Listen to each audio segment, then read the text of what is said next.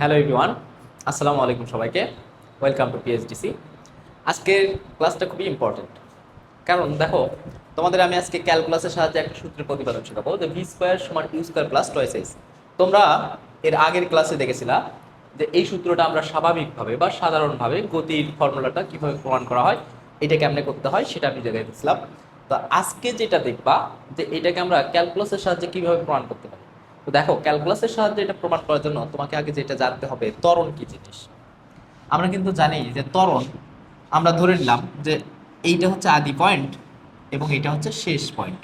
তাহলে আদি পয়েন্টে টি ইকুয়াল 0 এবং শেষ পয়েন্টে টি ইকুয়াল টি। আদি পয়েন্টের সরণ এস ইকুয়াল 0, শেষ পয়েন্টের সরণ এস ইকুয়াল এস।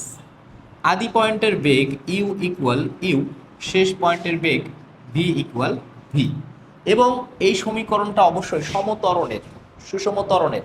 তাহলে এখানে এ কিন্তু কনস্ট্যান্ট, এ কিন্তু কনস্ট্যান্ট, তাহলে এ হচ্ছে ধ্রুবক।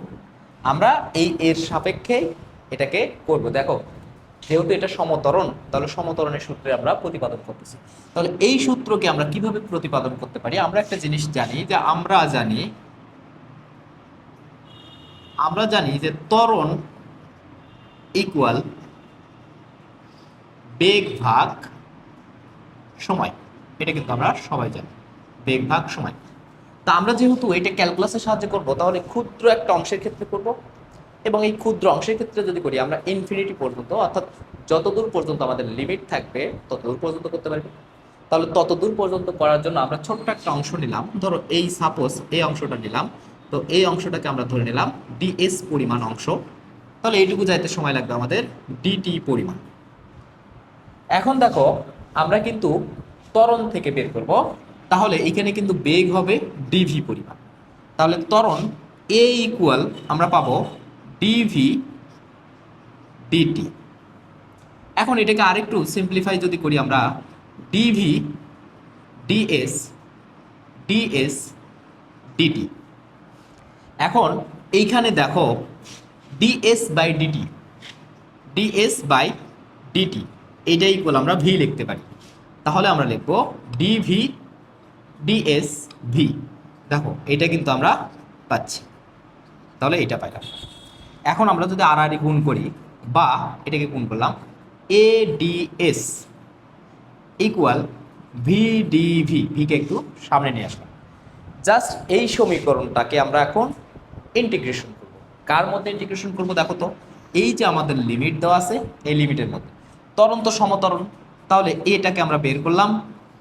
এস এর লিমিট দেখো 0 থেকে শুরু করে এস পর্যন্ত, তাহলে 0 থেকে এস পর্যন্ত ডিএস ইকুয়াল। এবার দেখো, এটা তো ভির সাপেক্ষে, তাহলে ভির লিমিট কত? ইউ থেকে ভি পর্যন্ত। তাহলে এটা ইউ থেকে ভি পর্যন্ত, ভি ডিভি। আমরা একটু এই সাইডে আসি। তাহলে দেখো, এই সমীকরণকে বা এই ডিএস কে ইন্টিগ্রেশন করলে পাবো এস। তাহলে এখানে হবে এস লোয়ার লিমিট এবং আপার লিমিট ইকুয়াল। এরপরে দেখো, ভি কে ইন্টিগ্রেশন করলে পাবো আমরা v square divided to lower limit u, upper limit v. এখন আমি যদি লিমিট বসাই দেই এস এর জায়গায় এস, তাহলে এস মাইনাস 0 বসাই দিলাম 0 ইকুয়াল ভির জায়গায় ভি, তাহলে v square divided to minus u এর জায়গায়, ভির জায়গায় u, u square divided two.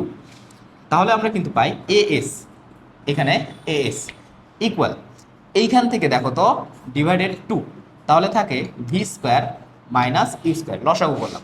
এখন যদি আমি এই 2 দিয়ে এটাকে গুণ করি, তাহলে কিন্তু পাবো 2as equal v square minus u square. U স্কোয়ারকে এই পাশে পার করলে কিন্তু আমরা পাচ্ছি, দেখো 2as plus u square equal v square. অতএব ফর্মুলা কিন্তু হয়ে গেছে ভি স্কোয়ার। তাহলে ফর্মুলাটা দেখো, অতএব কিন্তু আমাদের এখানে দেখো এই v square equal u square plus twice a s. দেখো, এই সূত্রটাই কিন্তু আমরা আবার ক্যালকুলাসের সাহায্যে প্রমাণ করলাম। তাহলে দেখো, এই সূত্রটাই কিন্তু আমরা এটা প্রমাণ করলাম। আশা করছি সবাই বুঝতে পারছো। ধন্যবাদ সবাইকে, আবার দেখা হবে অন্য কোনো ক্লাসে।